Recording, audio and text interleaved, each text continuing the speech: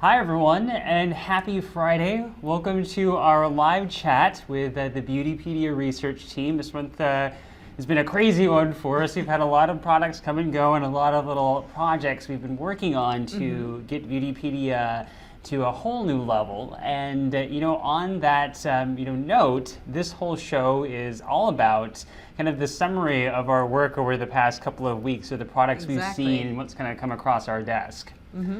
Who are you talking to? Who are you listening to? Okay, I was about to say, this is...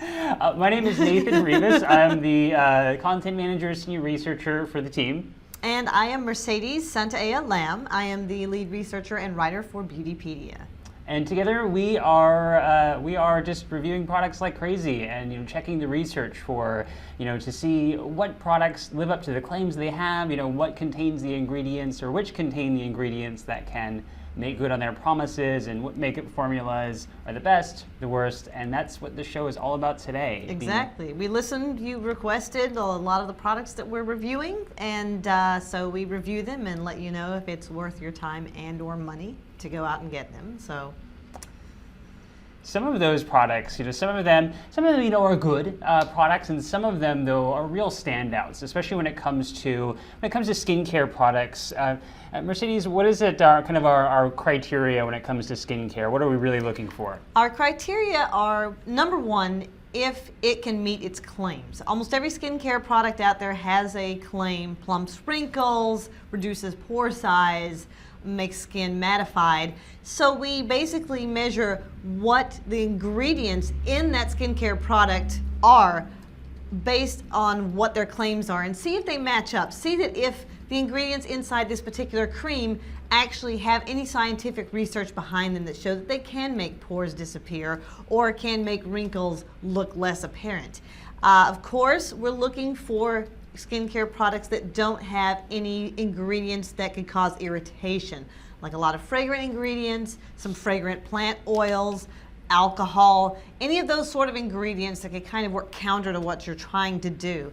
And of course, stable packaging. Of course, and a cream can have as many antioxidants, every antioxidant in the book, but if it's in a jar, those antioxidants aren't going to be stable too long. Antioxidants are kind of persnickety when it comes to that, and when they're exposed to light and air, they start to break down. They're antioxidants, so the introduction of oxygen makes them start to break down. So if you have them in a jar, as soon as you take that lid off, they're being exposed to those elements that are going to make it not work as effectively for you.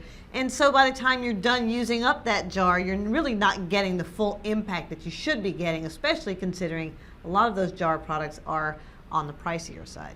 That's right. Yeah, I mean, they're pretty. Jars are pretty, but it's just not a type of packaging you want to look for when it comes to keeping especially your anti-aging products stable. So we are hella serious about that one. It is. Look for, tubes, opaque containers. There are such things as airless jars. So, I mean, definitely that's something to keep in mind as well. But if it's just your ye old traditional screw top lid, no matter how pretty it is, and some of them are gorgeous, some of them are like faceted like diamonds and everything. That 18 that's karat nice. gold. Exactly. When it comes to makeup products, though, we do of course look at the ingredients to make sure that the formulas don't contain any of those irritants that Mercedes mentioned, any of those ingredients that can cause have a higher risk of causing some type of sensitivity issues for those who use them. But makeup, of course, as we all know, is that makeup can be pretty subjective. Absolutely. A lot of it can come down to texture preferences or finish. Skin type, of course, will play a role. While when it comes to skincare, it's really all about making sure the ingredients are there and the packaging is right. When it comes to makeup, a lot of it goes through putting products through their trials, making sure that they can live up to the reasonable amount of wear and tear that you would put them through, and that's what goes into all of the reviews. Exactly, just kind of that it basically lives up to what it says it can do. If there's, I mean, for eyeshadows, for instance, for me, when I'm testing out an eyeshadow, I test it out without a primer because not everyone likes to put primer on their eyelids, and some people have oilier lids that they don't necessarily need. But basically, eyeshadow should function really well without additional products. If you're buying a $50 eyeshadow palette, you shouldn't have to buy like a $20 eyeshadow primer for it to work well for you. Now, a primer can be a great addition to your makeup routine, and certainly there are tons of primers out there that are really worthy and do help extend the wear time. But that eyeshadow should be amazing just on its own, and the primer should just be an enhancement, not a necessary part of your makeup routine. Yeah, and primers can be a tricky thing. We actually don't use, as a kind of a general rule, extending beyond that, we don't use primers before any product in terms of when it comes to that actual end result rating that a foundation or eyeshadow will get, because for that exact reason that Mercedes just mentioned, is that while a lot of people use primers to help enhance the application of their products and extend the wear time for the face or the eyelid, you shouldn't have to have that type of product in order to make another product work. So it's something that's a great example of the kinds of trials that we put the products through. So. Well, as I mentioned, we're going to be going through the kind of real standouts and the big disappointments for both makeup and skincare today. And then we're also going to be taking your questions, throughout the entire show. We are going to be taking some questions from Facebook too. We had a lot of posts there from that. So feel free to ask your questions throughout, whether it's about a product we're talking about now, or about another product, or just a beauty conundrum in general that you might have. We will try to answer it. We'll try to unconundrum your conundrum. Actually, before we get started into the show, I wanted to just kind of touch on some of the products that we're reviewing actually right now that are actually not on the site yet that you might be excited about or that we're particularly interested in. So. Yeah, a little preview. I have back here, this is Clinique's new Color Pop Lip Color. It's their Pop Lip Color. If you go to Clinique.com, if you go to their website, you'll see this is a big splash page up there right now featuring these lipsticks. And it's supposed to be a lipstick plus primer, which basically means it's a moisturizing lipstick. But it's kind of capitalizing on, if you're familiar with Clinique at all, they have those little blushes that are shaped like flowers, and those are their little pop blushes. And this is kind of expanding that pop line for Clinique. They're kind of branching out. They started out with blushes, and now they're going with lipsticks. I was thinking it was a gloss for a second. I was like, why did I twist this up? Yeah.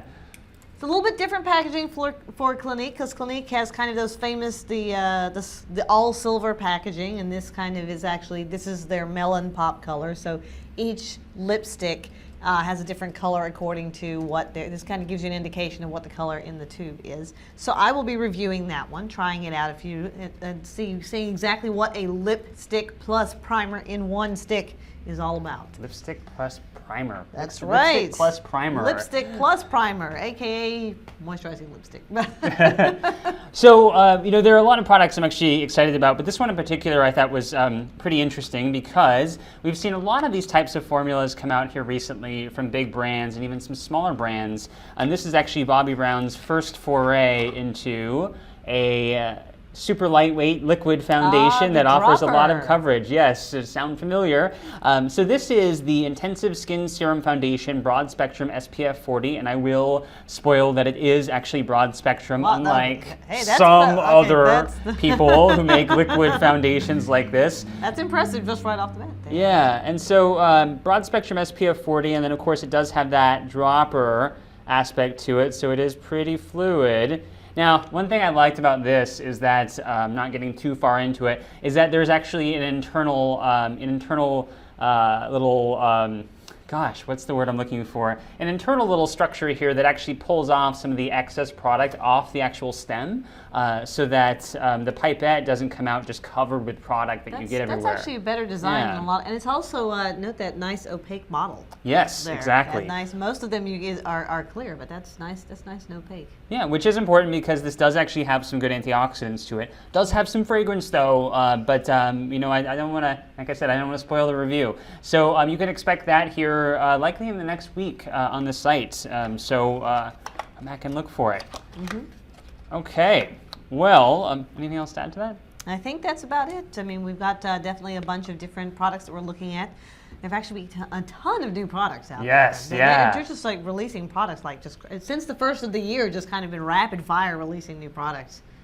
Well, why don't we start with skincare? Okay. That's kind of a big one for us. And then there was a lot of good skincare, very little wide variety this time. There was, and especially what's interesting is that, and we mentioned it, I think, during the last live chat. Nathan mentioned that the Dollar Shave Club, famous for their very funny commercials and their cheap razors, is now coming out with, they're started branching into skincare, and they, even though their products are kind of, as I like to say, their ads are humorous, but these are no joke. So. Exactly, that's great. Yeah, I saw that on the write-up for. Oh, I didn't even mention before I get into this how much we really like this product. Is that after the show we will have written versions that'll contain the full list of best and worst for skincare. That'll be after the show today, and then this weekend will be the best and worst of makeup, because we won't have time today to go through all of the best and worst for both categories, and you'll be able to see that full list on our Facebook page, and it will also post it in the about comment section below. So be sure to check that out. We'll have links so you can read the entire pros and cons and everything as well. Okay, so back to this Dollar Shave Club, and they had a couple of really great products on there, and this one is the Magnanimous Post Shave Daily All-in-One Moisturizer. It is 3.4 ounces of product, and it is $9. Let that sink in for a minute. 3.4 ounces, and it's $9. One of the things that you had brought up on the little script earlier is that a lot of post-shave products, or products that are marketed for men, tend to have a lot of fragrance and a lot of irritants in them. Exactly. For some reason, they think guys like to just have kind of like a tidal wave of menthol. Exactly. It's like right after you've put a razor over your face, the best thing is let's put a bunch of alcohol and menthol on there and see how that works.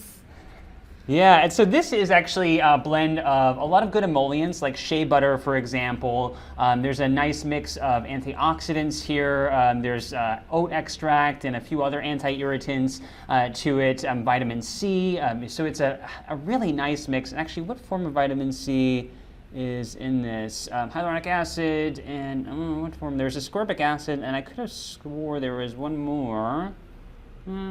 Boy, this is really tiny. It is tiny. Yeah, no, I guess it is just ascorbic acid, which is a great one.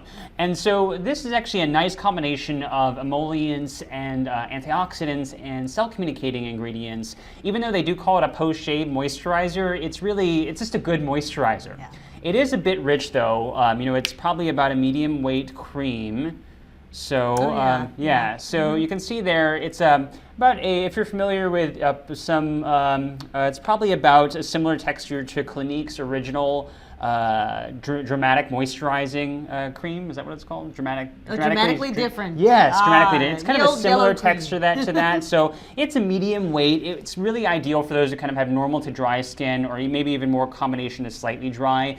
Those with oily skin will probably find it's a little bit too rich for them. But otherwise, this is just a really excellent product. And for $9, my God, that is just crazy. 3.4 ounces. I was really shocked. They have, like I said, a few other great products, and they're supposed to come out with even more skincare products later this year. So I'm definitely excited to see. Hopefully the rest will be up to that. I mean, it's impressive. It's impressive what they're doing. So that's good to see. Yeah. Did you have anything else to add to that one? No. Before we go? No. Okay. So we have some great questions here, and the first one was from Rissa. She had the question of, is fragrance as bad in body lotions as facial products? So this is Rissa on our YouTube channel. Okay, so ideally all of your products will be fragrance-free, although we know that's probably not feasible, especially when it comes to body care products. A lot of them are scented. As long as fragrance isn't one of the main ingredients, if it's a light fragrance, that's absolutely fine. It's when fragrance is right up there near the top that it's an issue, just like with alcohol. And of course, I mean, skin on your face, sometimes it tends to be a little bit more, at least for me, sometimes a little more sensitive. And body creams are generally a little thicker than facial creams, but generally the same rules apply.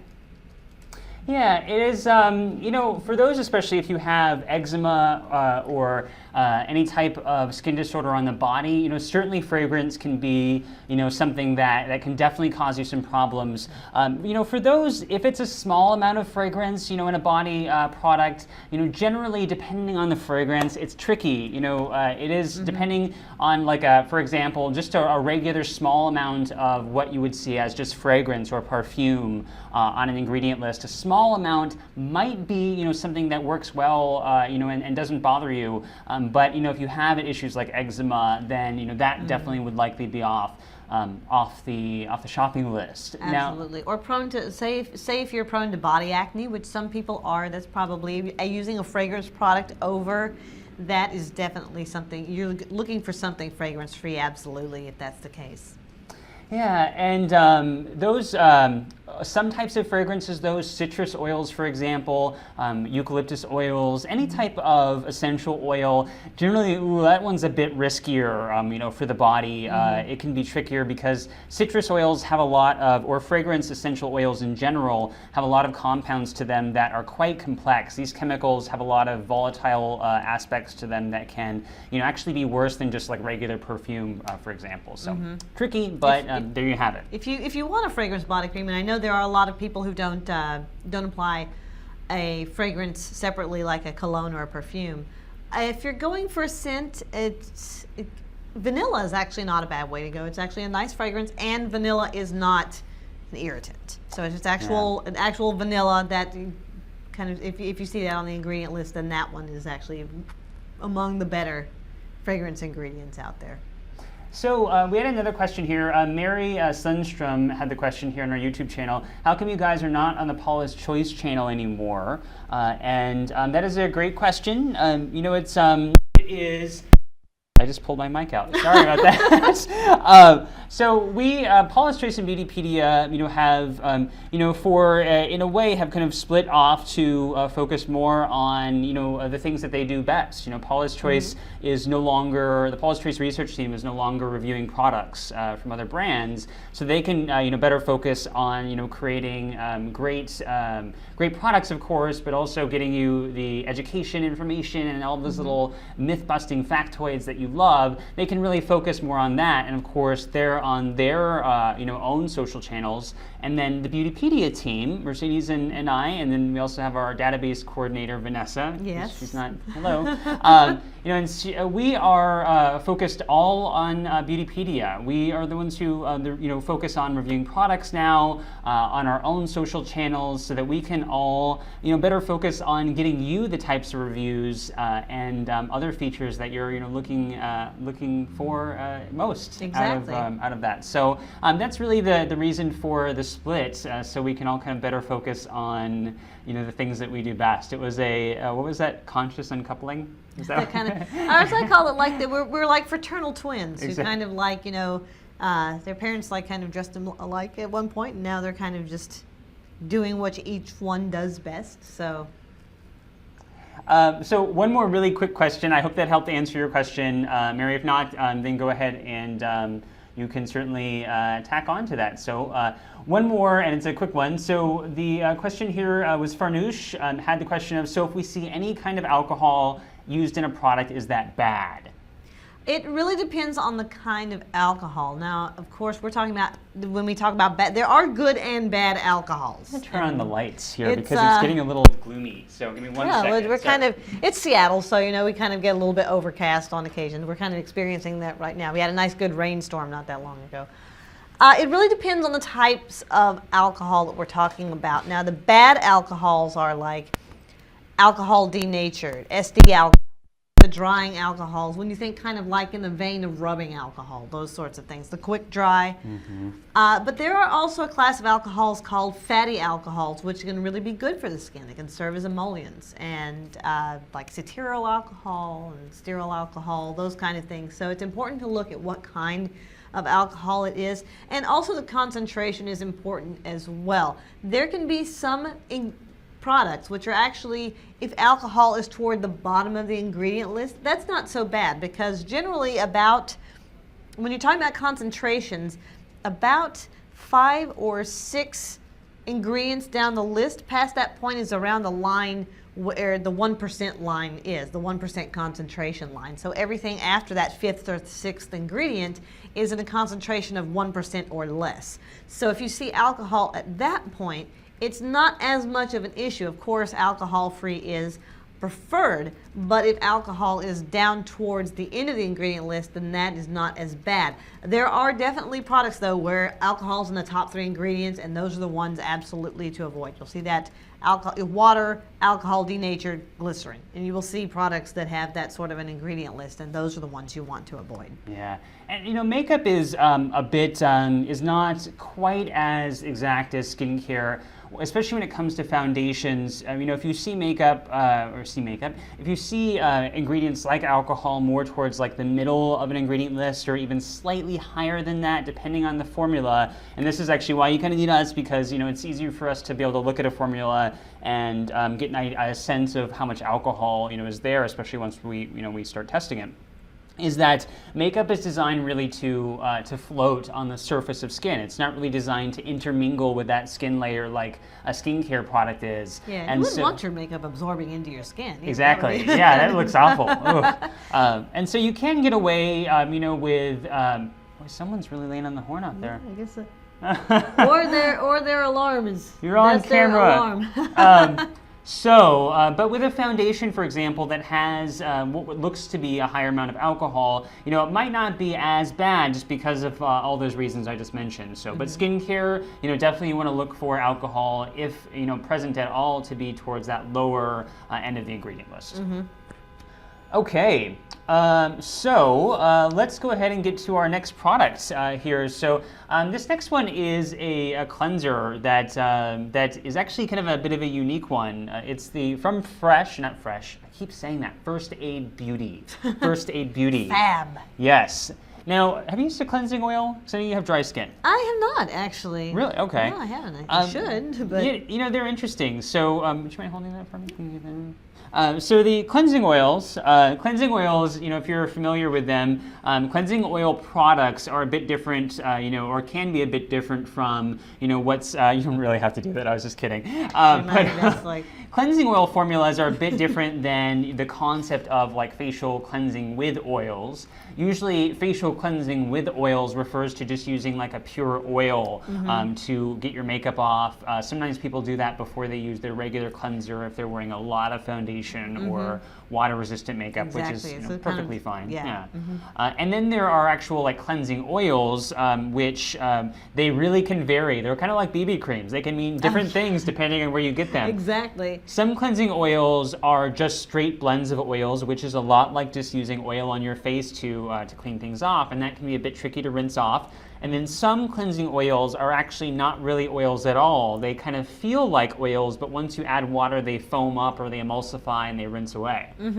This is actually a bit of a different formula because it sort of does both. It actually is primarily oil-based. It's a nice blend of jojoba, of coconut oil, of evening primrose, of meadow foam, a lot of different plant oils. Really good oils. Yes, yeah, exactly. All those really great ones. Now, and when you put it on your face, it does feel like you are using an oil to wash things off.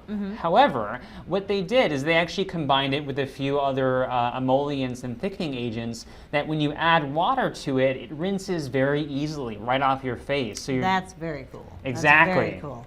It was nice because I used this actually during the wintertime when my skin was a bit drier, and it was different from using a cleansing oil because a lot of cleansing oils can just feel so heavy on the face. This rinsed away really cleanly, and it left my skin kind of lightly moisturized. So that's nice. That's really good. I should try that. You should. I have absolutely. dry skin. You should take this one and you should try it because I you really like it. I shall have to do this.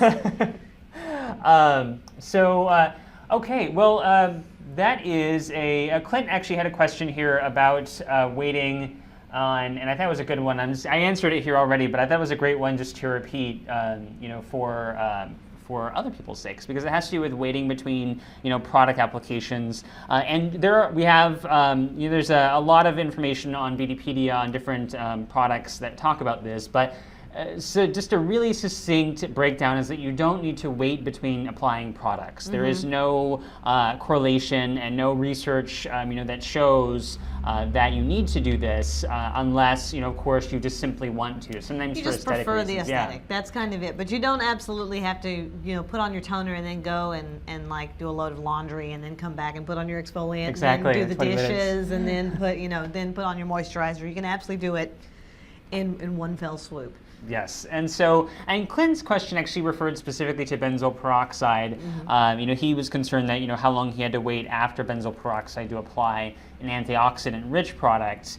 And this one is a bit of a unique one because benzoyl peroxide works essentially by oxidizing the bacteria on skin. It's a very kind of short burst of almost kind of like you can think kind of like a little flamethrower, going on. That was a sound effect. I didn't mean to do that. That was an awesome sound. Yeah. It had a little bass to it. Yeah. So you can think of it that benzoyl peroxide just comes along and just kind of torches these bacteria cells very quickly. Now the thing, as Mercedes mentioned earlier, is that oxygen is actually a form of a free radical. So antioxidants can impede its benefit to an extent. So the concern here is that if I put on, or rather if Clint puts on a antioxidant-rich serum or something on top of that, there's the worry of impeding the effectiveness of that benzoyl peroxide.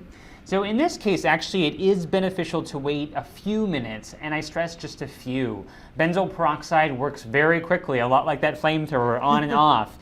Once benzoyl peroxide dries, essentially after just a couple of minutes, then that function is almost completely extinguished. The lion's share of that effect on the skin is done, so you can just apply your product right on top of that. So that was just a very, very quick way of explaining because I thought it was such a great question. I wanted to make sure we touched on it. So, okay, what's the next product that we have? Okay, the next product that we have on the best list. Well, we have those that are great, and then we have another cleanser from Neutrogena. Oh, that's right. You have a Neutrogena cleanser? Go Neutrogena. Yeah. Look at this. They come through sometimes. This one is really great for sensitive skin. If you do have, Nathan mentioned earlier, if you have any skin conditions like eczema, psoriasis, that sort of thing, where you do want to get your skin cleansed, but you don't want to strip it because you want to keep that moisture barrier intact, this is a great option because it's extremely gentle, but it rinses cleanly. And a lot of times when you hear rinses cleanly, you think, oh my gosh, that's stripping the skin because that squeaky clean is coming from having the moisture pulled away. Not the case here. This feels really clean, but it's also very gentle on the skin. And fragrance-free, of course. Especially if you have those conditions, you should be looking for products that are fragrance-free. Ideally, every cleanser, even if you don't have those sort of conditions, you should be looking for fragrance-free cleansers.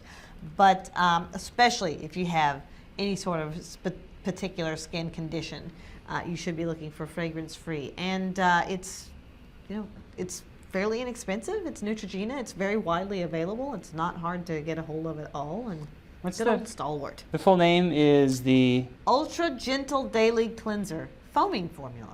Now, what's funny about this is that on the actual, if you go to look for this, they actually refer to it in two different ways. There's the Daily Cleanser Foaming Formula, Creamy Formula. And actually, even though this is supposed to be creamy, it actually still has a nice kind of light emulsification that happens when you use it with water. So I don't know. But in terms of their naming conventions, they have a few ultra gentle products. But yeah, they do. So you have to make sure you're looking for the right one because there are several that are just one or two words off, and you might not be getting exactly what that.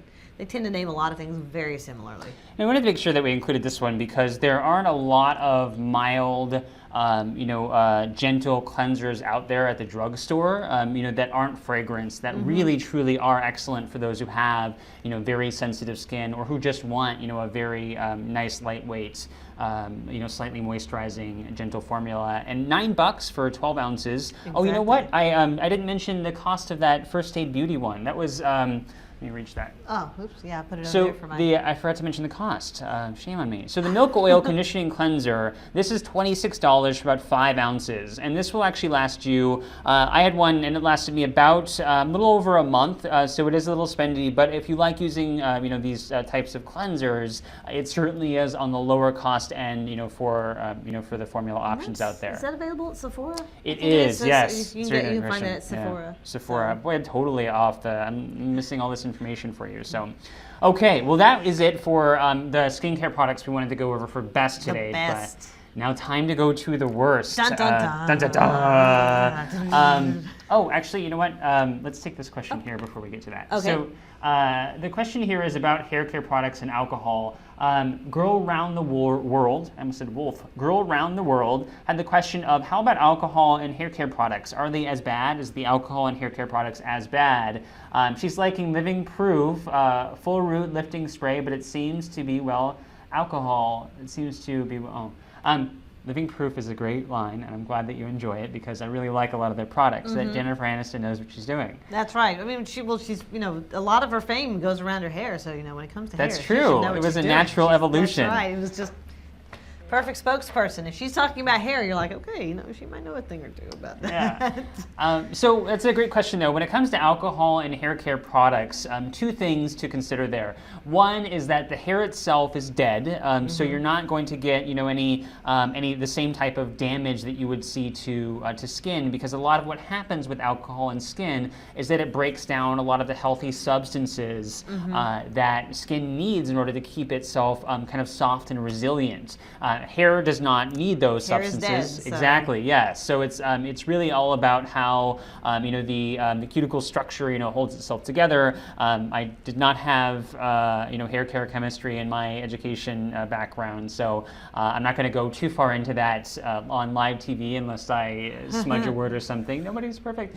Boy, I was going off on kind of a rant, just a tandem there. But so to bring it back.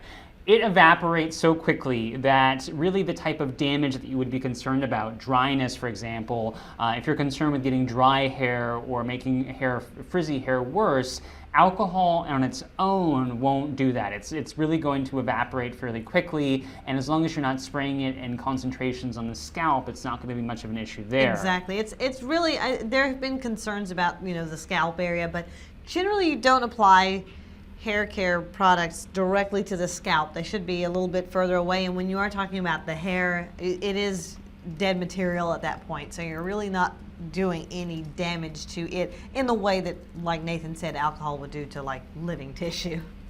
Yeah, and so I wouldn't worry about it. I wouldn't be concerned with alcohol in your hair products. The full thickening root spray by Living Proof is a great product there. And so if you're still concerned with it, or perhaps if you have a very sensitive scalp, you can always just spray a bit on a brush or spray a bit on your hand and scrunch it through, and then just rinse your hands off, of course. And that can help to keep it off your scalp. That full root lifting spray, though, that dries pretty quickly, especially if you get too much. I know that if you applied too much, it can be like super, like. You get crunchy. Yeah, and that crunchy is like it just feels really, really thick. Like your hair just kind of like binds together, in this area. I know I've done that a few times, and now I just use it kind of as a light styling spray now. But sometimes I've applied too much, and it just like, if you've seen that Something About Mary, where she has like the, that's kind of what can happen. I was about to say, I sound like I don't need that product because I have quite the. Yes, you have really thick hair. You wouldn't want to. You wouldn't use this. So. Yeah, that would be. So let's get to the worst. The worst skincare This products. one, I know that you reviewed this product here. I did. And you did a video on this one. I did. This is, L'Oreal has this new line out. Revitalift isn't new, but their volume filler line is. And so this is their volume filler serum. And first of all, check out that packaging. Mm-hmm. That's That's evocative. It Provocative. is. Evocative? It definitely suggests an injection, like a filler. It's volume filler. I mean, they don't come out and say it has the same effects as, say, like a dermal filler, but it's volume filler, and it's certainly shaped enough like a needle that, in fact, when you dispense it, let's see if I can get this to go. When you dispense it, you actually push the bottom here, it's almost like an auto injector, kind of, that sort of thing. Boop, there you go. Yep. So okay, that's kind of cool and interesting, but you can't tell here, but it is it has a lot of alcohol. There's a lot of alcohol in there, and that is not volume filling whatsoever. It does have hyaluronic acid in it, but it has more alcohol than hyaluronic acid. So that hyaluronic acid is having to play catch up because it's trying to undo what the damage that the alcohol is actually doing to your skin. I thought that was so funny because hyaluronic acid, it works by helping to, essentially kind of helping to boost the moisture content of skin, but then alcohol does the exact opposite. It's just such a funny, ridiculous thing, and it's really kind of when you have like the two magnets together and they're kind of pushing each. That's kind of the effect. The effect is you're just nothing's really happening in between there. It's such a funny thing, and this kind of has that 80s, it actually smells like hairspray. It actually has that 80s kind of perfume that I say that unfortunately, some drugstore hairsprays and hair products can have. And I don't know who likes that fragrance and why they keep making it like this. No, you don't want to be putting that on. Okay, and especially since serums are ideally, you should be able to use a good serum all over your face. I don't know why you would want to be putting that like around your nose and smelling that all day long. By about hour 2, you'd probably just try to wash it off someplace and not have to smell that anymore. Yes, it's just it's not a great thing. So Revitalift Volume Filler Serum is how much is this? It's $25. $25. Yes, it is. Oh my gosh! It is $24.99 at the drugstore. So yes, $25. If you're looking for a drugstore serum, then of course, Olay has a great one that we reviewed on the site.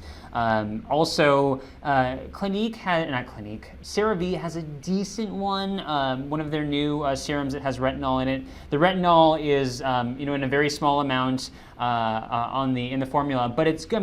There are good ingredients there. Certainly, it's going to do much more, for your skin than this one would. And so, definitely, I would skip this one. Yeah, absolutely. And you're really not getting as much as it looks like. The container looks huge, but you're actually not getting as much product as the container would suggest. So. Oh, Clint Parsons mentioned, I believe the new eye serum from Drunk Elephant has the same packaging as a L'Oreal without the alcohol. Drunk Elephant is kind of an interesting line of products that we're looking at. There's some products, of course, with Drunk Elephant on Sephora where they have fragrance, a lot of fragrance, not so great. Mm-hmm. Their vitamin C serum is amazing. It actually has not only a really good dose of ascorbic acid, but a lot of other beneficial ingredients. Expensive as it is very expensive, but it's a great serum. So you can. So at least you're getting your money's worth. At least you're paying money for something that will actually work. Yes. As opposed to, the $100 eye creams that are in a jar with a bunch of fragrance, that sort of thing. So, and this $25. $25. So, okay, so there you go. Well, so the next product here that. This is another one that you did a video of. I did. Puff off. Puff off. That's what I think of. Did you see Face Off? Yes, I did. I wanted to. Yes. Yeah. So let me see if I can. Okay, now first off, Benefit's a brand that is really good at their packaging, and I have to give them props for the packaging. This is supposed to be Puff Off. And it's supposed to iron out wrinkles. Now, of course, why I say this is cute is if you can see this. I can hold it close there. It looks like ye old school clothing irons. Ye old steam iron. And that's cute. It's a metal applicator like you would get on a lot of eye area products, but it's shaped in a way that's, kind of suggests that, and it's, that's cute. They even have a, I don't know if you can actually see it, but they have a little shield like an old school advertising that says like Smooth-O-Matic. Benefit does do some good packaging. They're brilliant. They got their marketing down. They do. They're really good. The issue though is this serum. It's kind of a serum cream hybrid. Is sort of salmon pink, and I'm going to put a little bit on my hand here. It's kind of pink like that. And that pink color really doesn't fade, especially if you put it around your eyes. It kind of has a tendency, I mean, it kind of can go in the skin, but if you have any dry skin around your eyes, you will kind of feel this sort of settle into, if you have any lines whatsoever, any dryness around your eye, this color will start to settle into it, which probably, if you're looking to draw attention away from your wrinkles, that's probably not the ideal. This also dries, it's surprisingly dry. Actually, most eye area products are emollient, and this one actually does kind of dry to an almost powdery finish over time. The longer you wear it, the drier it begins to feel. Which again, if you have dry skin like I do, is not how you want. You don't want to feel dry around your eyes. It's actually very reminiscent of I don't know. I grew up with my grandmother, so she was a firm believer in things you like. You said grandmother. I did. I grew up with my grandma. I grew up with my granny, and she was one of those firm believers in calamine lotion, and this is like calamine lotion, but in cute packaging. So, and it does have some fragrance in it as well, and fragrance is not good for any area of your face when it comes to skincare, but especially around your eyes.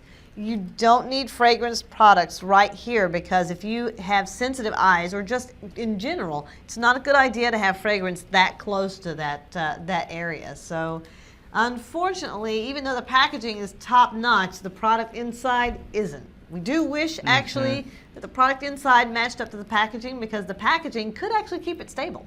It's in a squeeze tube. Not inexpensive, by the way. That little thing is $29. So. Oh my gosh! Yeah, that little container like is half $29. of it just on my hand. Yeah, it's $29. So. Yeah, that it's such a. This kind of thing really, it's so little. Really kind of pisses me off. I gotta say, because the whole idea that I'm going to smooth out my wrinkles with with this little iron.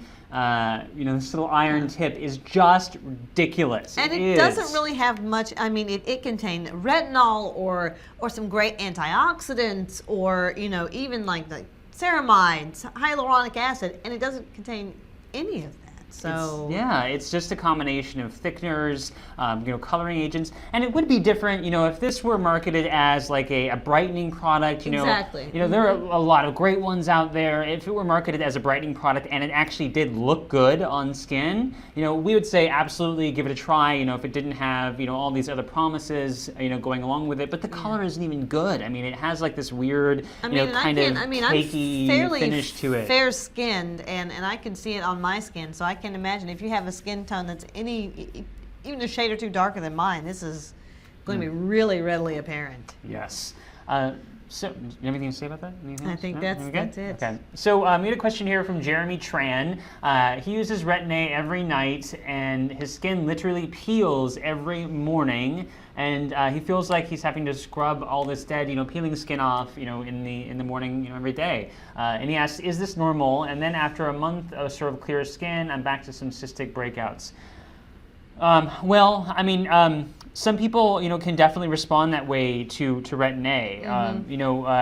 It is, when it comes to prescription tretinoins, what can happen is that skin can go through a process where, there is some adjustment period where some people can see some flaking, but then it should subside. It should subside after a very short amount of time, 1 to 2 weeks, and it should be gone. If you're peeling still every day, after using Retin-A, that means that Retin-A strength is too strong. It is definitely more than your skin can tolerate, especially if it's been an ongoing thing. And so either one or two things. One, you can try a lower dose, a lower strength of retinoid, or you can use it less frequently. And like every other day kind of exactly. thing. I mean, a lot of it is everyone's skin reacts differently to different skincare ingredients, especially in the realm of prescription retinoids. So sometimes it is a matter of just determining what's the right strength for you, your skin in particular. So every day just might be too much. You can start trying every other day and see how that works as well. Depending on how it's prescribed, and obviously, you need to talk to the prescribing doctor about the reaction that you're having. Because they can put you on a lower dosage if that's more feasible. It may be something you only do maybe about 3 times a week, or 4 times a week as opposed to every day. So it's definitely worth checking, kind of switching the frequency that you use it and looking into the strength to see kind of what's that good area where you A, still get results, but B, you don't get that kind of peel. Yes, exactly. As far as the cystic acne part, cystic acne doesn't really respond to topical treatments. So if you're getting cystic acne, most likely tretinoin won't do anything for you, and your cystic acne breakouts are just happening like they would anyway. So this is definitely a conversation that you need to have with your dermatologist. If you continue to have cystic breakouts, then more often than not, most people who do have cystic acne need to consider some type of actual medication, whether it's some type of course of antibiotics or even up to trying different courses of isotretinoin. So it just kind of depends on type of cystic breakouts you're dealing with. Anything else to add to that? I think that's it. Okay. Oh wait, no. So when Jeremy Tran had one more add-on here. Okay. So he had the question of, do you think it's because my skin is over-exfoliating that I'm breaking out more often? Retinol is not an exfoliant. Tretinoin, retinol, any form, it has nothing to do with exfoliation. What's going on with tretinoin or retinol is that it's helping to produce or turn over skin cells within the deeper layers. Has nothing to do with that surface. That surface turnover. Yes, so it's not an exfoliant. That flaking off of skin is a sign of irritation, from your skin. It's a response that you're having to, to the tretinoin. It's not exfoliation, at least not healthy exfoliation. Okay, so one quick one here from Beautiful Perfection. Beautiful Imperfection? Beautiful, I think so, yeah. Beautiful imperfection. I had the question of, is it okay to use conditioner as a shaving product? And yes, it is, absolutely. Yep. If it's non-fragrant, and doesn't have any essential oils in it or any other irritants, you can absolutely try it as a shaving product. You can use it as Have a you tried shaving that? product. I have before, and it's worked. So. I actually use, on a recent work trip, I actually had forgotten my shaving cream. And so what I ended up doing is that I ended up using, there were different vendors there, and I ended up getting a sample of facial oil from one of them that had just a mix of argan oil and rosehip oil and evening primrose. It was non-fragrant. So I ended up using that as my shaving product, and it was the best shave ever. Nice. And so now I will never go back to any type of shaving cream or shaving gel because I have sensitive skin when it comes to shaving. And so it gets hard, by about the 3rd or 4th day of the week, my skin is just like, stop shaving me. But with using a facial oil, regular oil now I just use walnut oil. That's amazing. That's awesome. That's great. It works great. Works really well. It doesn't have, of course, any fragrance to it. And so it's the perfect shave product for me. That's excellent. That's great. All right. All right. So the next on the list, and I'm going to tell you about it, but I can't really convey. I'm actually going to do a social media segment here, a full-fledged review where I'm going to show exactly how these work because there's freezing involved and everything. So these are, you've seen the old school movies or TV shows where somebody goes to a spa and they have all the cold cream on their face and their hair is wrapped in a towel and they have cucumber slices over their eyes because the cucumbers are supposed to depuff. That's a myth largely. Cucumber, while a good ingredient in skincare products, certainly is not a bad ingredient, but they don't have the ability to depuff your eyes. Largely it's from the cucumber being maybe cool and that surface coolness temporarily causing your skin to appear that it's less puffy, but it's not actually like depuffing long term. So what these cubes are they're little cubes of liquid that you're supposed to throw in the freezer. They freeze very quickly. And one of these little guys, you throw it in the freezer. It's very liquid there. You throw it in the freezer for not too long. I had it only in the freezer for maybe like an hour or so. They freeze. They turn they turn the color of avocado gelato in there. So if you know avocado gelato, which is actually not bad. And what you're supposed to do is they're in a little blister pack. You open it up. You take the little frozen disc at this point in, and you put it in one of those little gauze pouches that Nathan was showing you. Put it in a little gauze pouch. You pull it, and then you put it on your face, which already seems like a lot of kind of song and dance for a skincare product. just for the aesthetics of it. But when you put it on your face, that gauze is very, very thin. So it's basically like putting an ice cube straight on your eye. And if you've ever applied ice directly to your skin, you can, if you've ever had a burn or a bruise or something like that, the first, little bit, it feels soothing, and then you start to feel like that cold burn. And you get that very quickly with this because there's really not a lot of material between actually something that's frozen. And so you stick it on your eye for a couple minutes and you start to feel that kind of like that burn from it being extremely cold. Then as it melts, it starts to kind of go all over the place. It's very liquid when it melts, and it gets into the eyes, and it actually stings your eyes. When I took this off, I was just, rubbing my eyes, and they were all red. Vanessa, who we mentioned earlier, our database coordinator, she tried them out too because, we were like, okay, we'll see what the... Misery loves company. Had the exact same experience. She actually tried it out first and came back and was like, well, I'm not really sure if, did I do something wrong? And I tried it and had the exact same results. I was like, no, this is just how they work. It's gimmicky. It's time consuming. It has things like clary oil in it, which you really should not be putting around your eyes. It doesn't have anything in there that can have a significant benefit in regards to depuffing. Certainly not detoxing. That's one of Nathan's anything that claims to detox your skin topically is that it's just not one of Peter Thomas Roth's better products. The Cucumber Detox Depuffing Eye Cubes. And how much are these? Oh, goodness. They are $50 for 6 cubes. $50 for 6 cubes. That is like, oh my gosh, that's so on that one. And I'm looking forward to this video that you're going to do. Oh yeah, it's just kind of like you said, like a really gimmicky way of putting on a serum that's not even that great. That has just, fragrance and it's just. It's just. Yeah. It's time consuming. It's You're putting stuff in their freezer that should be reserved for ice cream or gelato, avocado gelato.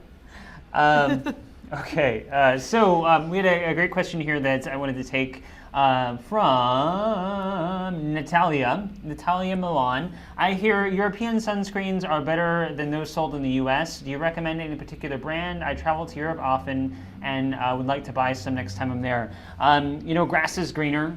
On the other side, anything that you can really, first let me go on about this for a moment, and then I'll talk about the actual legitimacy to it. Oh, the sun's coming out.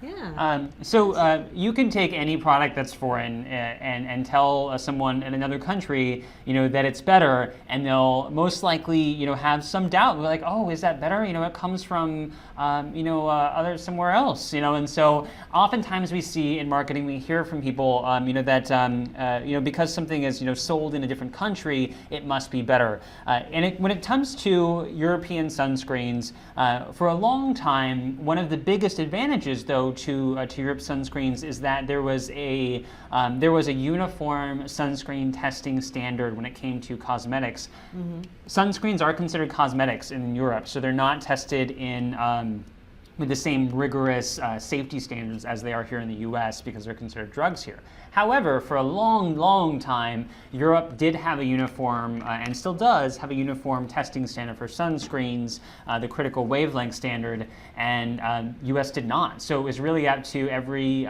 brand to make sure that sunscreens were effective and stable. However, in 2012 and 2013, the U.S. FDA did adopt the same critical wavelength standard as the as Europe. So when it comes to broad spectrum, finding just a broad spectrum sunscreen, you will find the same standards for testing effectiveness here in the U.S. as you will in Europe. You will. Mm-hmm. That's the same. Now, one thing that Europe does do better, though, is that they do have access to a wider range of non-mineral sunscreen actives. That's true. Mm-hmm. And so, here in the U.S., we've got a great range of them. They just have different ones, and the advantage to that is that sometimes you can use fewer actives or lower percentages, or different types. And sometimes people tolerate those different types better than they do others.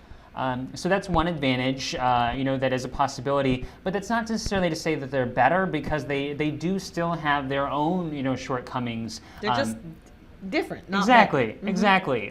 Yeah. So when it comes to nowadays technologies, though, you can get with U.S. sunscreens or with sunscreens in general, you can get really excellent high SPF rating on a relatively low amount of actives, even with non-mineral actives. We're really getting quite advanced when it comes to the ability to use sunscreen actives effectively. So there are a lot of great European sunscreens.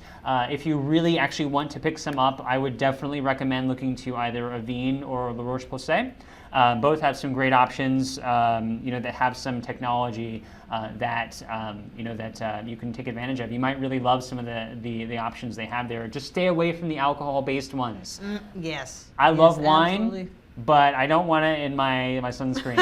I don't want any European alcohol in my sunscreen. That's right. And you shouldn't either. So that was kind of a long rant about that. So okay, well, let's get to makeup, because there are a lot of great makeup options, and we take up a lot of time with skincare because they can go. There's a lot more complexity sometimes. So.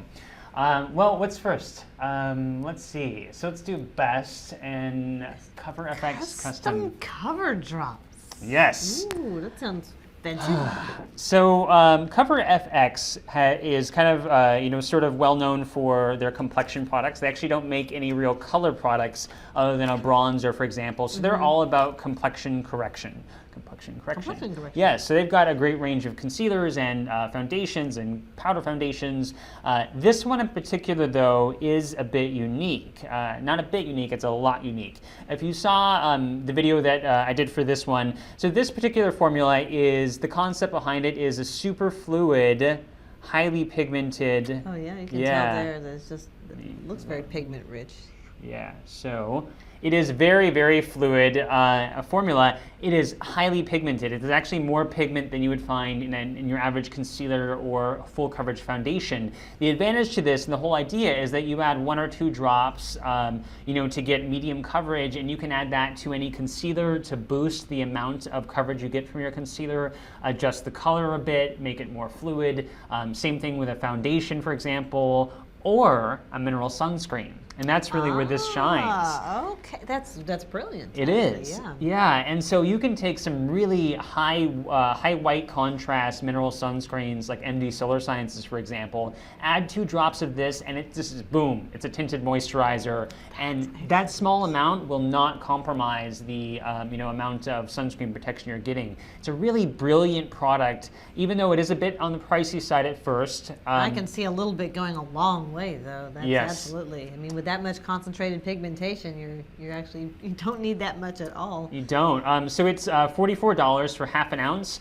And so with this particular product, again, as I mentioned, you generally need about 2 to 3 drops. 3 drops will give you a good medium coverage, almost too much coverage.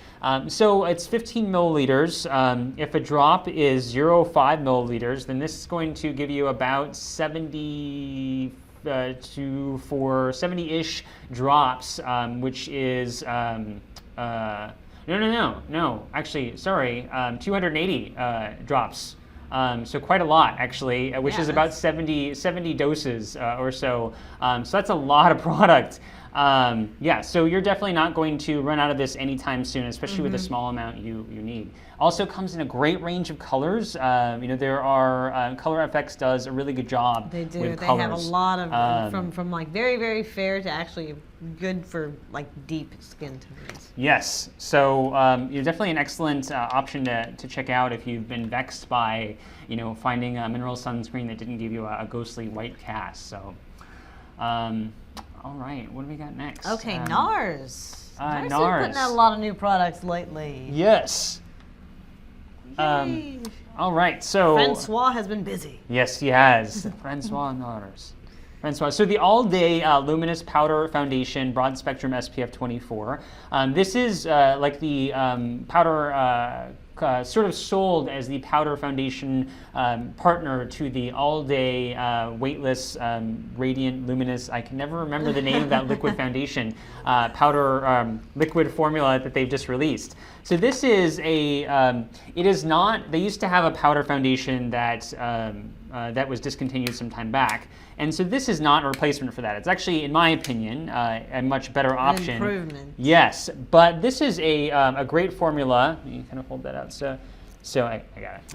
Okay. So this is a great formula. Comes in a nice range of colors. The amount of product you get is a little bit, kind of on the small side, so it is a bit pricey. This is how much? This is $45, $48, $48. So it's a bit on the pricey side. However, this is a really nice powder foundation. It goes on, and it blends really well without caking up or building in pores. It is one thing. It can be a little tricky with powder foundations. Typically, I usually recommend using a brush for powder foundations because with a sponge, even though you do get a nice one, you can add a lot of product very quickly. Yeah, and it kind of tends to smear. Yes, yeah. But here, even with this sponge, or even with a brush, this goes on beautifully. It's a light to medium coverage. It's buildable, and it's something you can reapply throughout the day. It lasts quite a long time. For oily skin, you'll get definitely a work day use out of this, and it's something you can, as I mentioned, kind of touch up. This also does come in a very nice range of colors that are the pretty much exact equivalents of the all-day luminous liquid version of this. So kind of if you know your shade in that, you can pretty much make an educated guess then. Yes, and so definitely something I recommend checking out. If you go to Sephora and you're looking for a nice lightweight, powder foundation that doesn't cake up and just looks natural and kind of lets your skin especially as we're heading into, at least here in the northern hemisphere, we're heading that time of year where a lot of people do tend to go toward more lighter weight foundations because there's more humidity and heat and you're sweating more. So. So Diana said your skin is beautiful. Oh, thank you. Wait, is that my mom? My mom's name is Diana too. My mom is a Diana as well. So, oh no, a different last name. Okay, so that's not my mom, but Diana is a beautiful name. So it is. So we had a great question here from Farnoosh. I had the question of dry shampoos. Is it good or bad? Should you wash your hair every day? Should you not?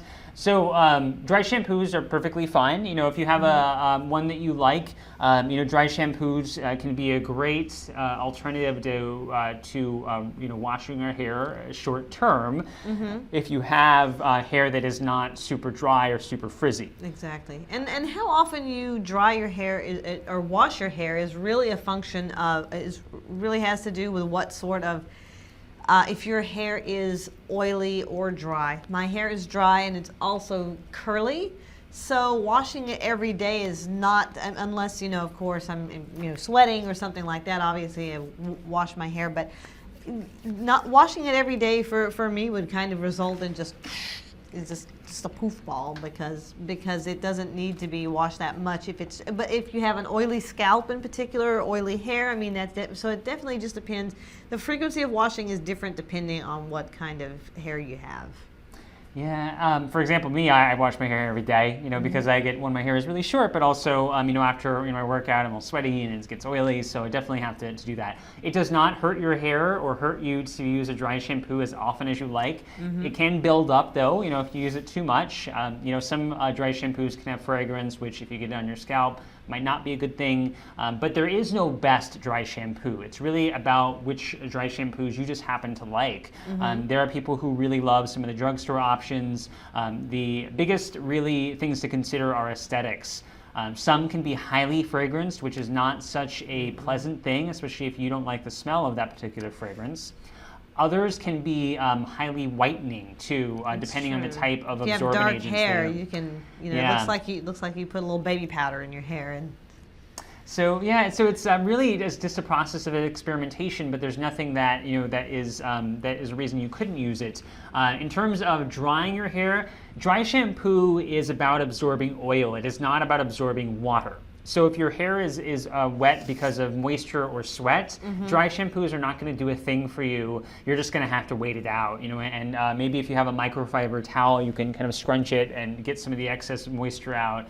And once your hair is dry, you can apply the dry shampoo to help absorb some of the oil.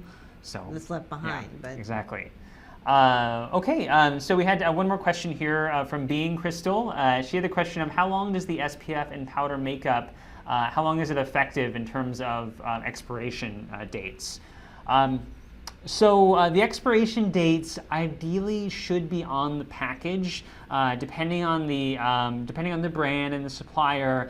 They usually will put an expiration date somewhere, whether it's on the box or the back of the compact, to give you an idea. But if you don't see it there, you could try contacting the manufacturer and asking them. But if they, my mic is getting caught here.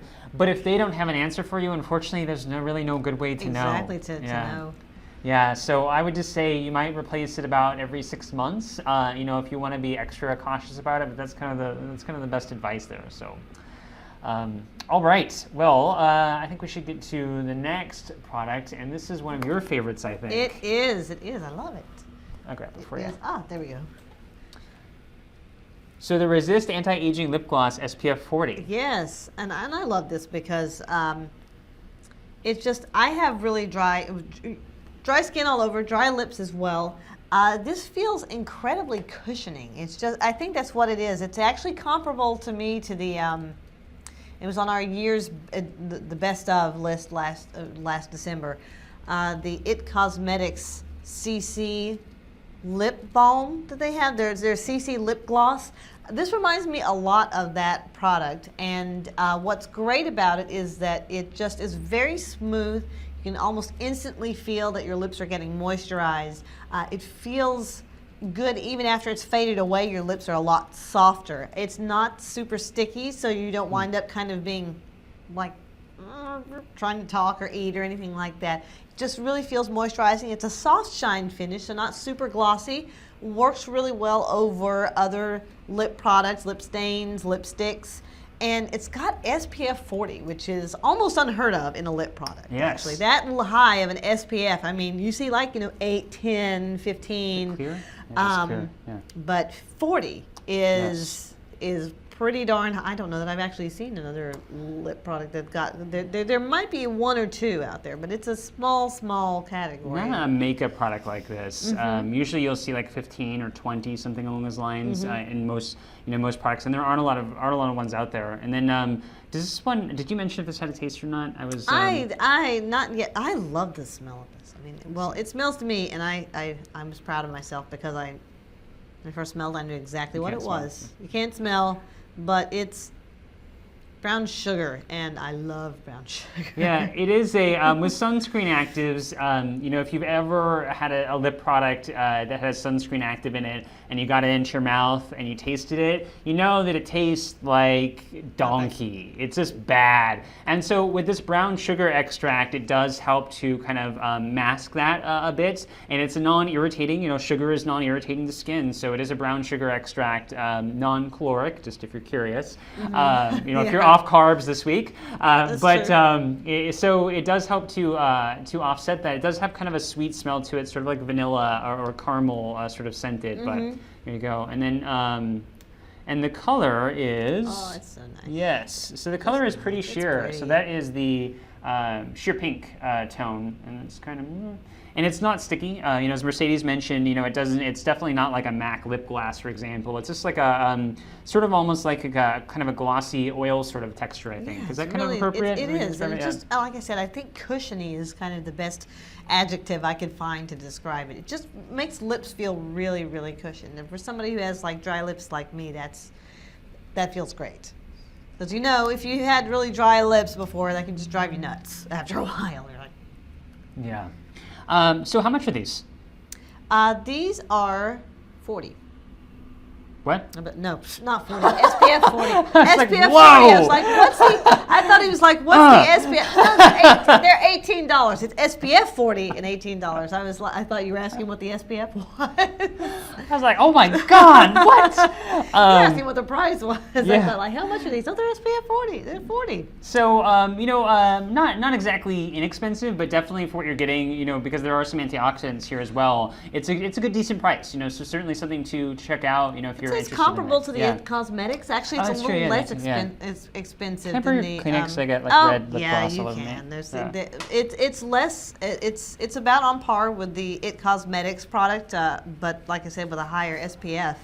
And I just love it. I just love this. Vanessa, we're giving you lots of shout outs today. She loves this too, and she's not really, she says this not really kind of like lip balm stuff, kind of person, but she has this at her desk and she's just putting it on all the time. It's that good. Okay, so we're almost out of time actually, so we're actually not going to get into any of the worst makeup products, but you will be able to see the list afterwards. Actually, why don't you give a real quick shout out? Anyone want to see the best skincare or best makeup first? So whichever one you choose here before we go off, here in the next couple of minutes, let us know right. best makeup first today, and then best skincare tomorrow, or vice versa. Best skincare you get today? to choose. Yes, Look you at get to that. choose. So while you all consider that, then I'm going to answer this Glitzy Girl question. Actually, it's for both of us here. Glitzy Girl 05 had the question of what is your favorite must-have makeup brush? And I will start that off by saying that the Wayne Goss face brushes are freaking amazing. They're really, really amazing for things like bronzers, powder foundations. They're really excellent products. If you want to see them, actually, you can go to, at least the ones I really like, you can go to the, there's a video I just did that went up yesterday on the Kat Von D contour palette. You can see that, I think it's 11 and 13 that I had there, are really excellent brushes. A little on the spendy side, but they're the softest and most durable ones that you will use ever. Yes, so really, really excellent. So that's mine. What do you think? For me, I'm a fan of MAC brushes, but I have to, it's not a brush, but it's a makeup applicator. I have to get on the craze and say I really love the Beauty Blender. Oh, yeah. I thought it was hype for the biggest thing. I'm like, how the heck can a sponge be that life-changing? The Beauty Blender really, really does do great things when it comes to applying your foundation.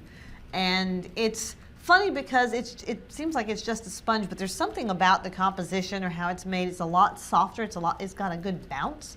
And that's kind of how you apply foundation with this, is you kind of almost like bounce it off of your skin. It just has such a great spongy texture, and it just creates such a nice, very natural makeup finish. Because sometimes if you put makeup on with brushes, and I have before in the past plenty of times, you still get kind of that swipe where you have to go with your hands and kind of pat and blend. This is just amazing. It's the hype is true. It's true. And I for a while I was like, no, there's not. It's a sponge. What's the big deal? It is a big deal. It's really an amazing product. I've heard a lot of people say that exact sentiment about the Beauty Blender. There you go. It works. So we have some, looks like skincare is going to be the winner. Yeah, by a landslide. Mary Lang had the question of what do you use to wash your Beauty Blender? I actually use a cleanser, just a regular cleanser. They do sell a special Beauty Blender cleanser, and I actually have never used it, so I can't say with any sort of authority how that works. I use Paula's Choice Skin Balancing Facial Cleanser. Oh, that's a great one. Yeah, for that. To cleanse, yeah. And it is great. It works amazing. It just gets all the, even waterproof makeup. I have some waterproof makeup that's in brushes that I've just used other cleansers and it hasn't come out, and with that it just washes right out. It works great. Okay, so one very last one, and then we are actually going. We do actually have to go. We actually do have to get some other work done. But Pretty Powerful had the question of tinted moisturizers for oily combination skin. If you find one, you let me know, because there really aren't that many great options for oily to combination skin, especially if you're more on the oily side. Most tinted moisturizers do tend to have a lot of great, emollients and, have a nice kind of dewy, fresh look. But if you have oily skin, that does tend not to last. Exactly. And if you do, if there is a tinted moisturizer out there that is for oily skin, you're going to tend to see more alcohol. You're going to see that a little bit just to prevent that that kind of make it dry faster. What you might look for, though, is more of a very sheer BB cream here in the U.S. or a very sheer foundation, and then just not kind of get all caught up in the looking for the tinted moisturizer name. A good BB and CC cream that would work well for oily to combination skin that are fairly lightweight from Smashbox. Both their BB and their CC cream do have SPF in them. Great formulas that have a nice range of colors to experiment with. And then their powder foundation is a great option for sheer coverage for oily skin. The Cover FX powder foundation is a great one. Of course, the Nars is also a really good one. Urban Decay's new powder foundation, we haven't reviewed yet, but it is going to be reviewed, is also an excellent one too. All great sheer coverage that works beautifully for oily combination skin. Okay, so that was a lot of information. We went a little over, but hopefully... and skincare winning by a landslide there. You guys really want to see those skincare reviews.